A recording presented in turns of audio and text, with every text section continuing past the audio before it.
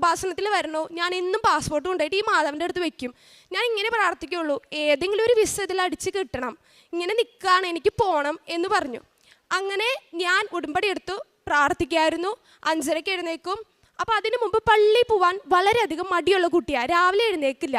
അങ്ങനെ എൻ്റെ പപ്പ പള്ളിയിലെ കൈക്കാരനാണ്. അപ്പോൾ അച്ഛൻ വീട്ടിൽ വരുമ്പോൾ എൻ്റെ അടുത്ത് ചോദിക്കും, എൻ്റെ പള്ളി വരാത്ത. ഞാൻ പറയും, എന്തിനാ പള്ളി വന്നിട്ട്, ഒന്നും നടക്കണില്ല, ഞാൻ പ്രാർത്ഥിച്ചിട്ട് ഒന്നും നടക്കണില്ല, കാരണം എനിക്ക് പോവാൻ സാധിക്കുന്നില്ല. അപ്പോൾ അച്ഛൻ പറഞ്ഞു, നീ പള്ളിയിൽ വായോ.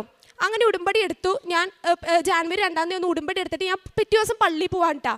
പള്ളിയിൽ പോയിട്ട് ഞാൻ ഇങ്ങനെ വെറുതെ നിൽക്കും. അച്ഛൻ കുർബാനയിലും ഞാൻ എന്ന് വെച്ചാൽ അച്ഛനും കാണിക്കാനും വീട്ടിലുള്ളവരെ കാണിക്കാൻ വേണ്ടിയിട്ടാണ് ഞാൻ പള്ളിയിൽ പോണേ.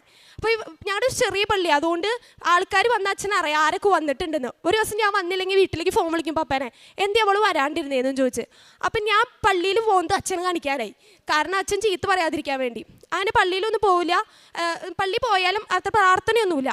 പിന്നെ ഓരോ ദിവസവും ഓരോ എനിക്ക് അനുഭവങ്ങളായി തുടങ്ങി. എനിക്ക് മാതാവ് എന്നോട് സംസാരിക്കുന്ന പോലെ ഞാൻ മാതാവിനോട്, എനിക്ക് ഭയങ്കര ഒരു സ്പിരിറ്റാണ്. നമുക്കൊരു തണുപ്പ് വന്ന ഒരു കുളിര് വരുന്ന പോലെ എനിക്കൊരു സ്പിരിറ്റ് ആ ഫോട്ടോയിൽ നോക്കുമ്പോൾ. അപ്പം എനിക്ക് ചെറുതായിട്ട് വിശ്വാസമായി തുടങ്ങി. അങ്ങനെ ഞാൻ പള്ളിയിൽ പോവും.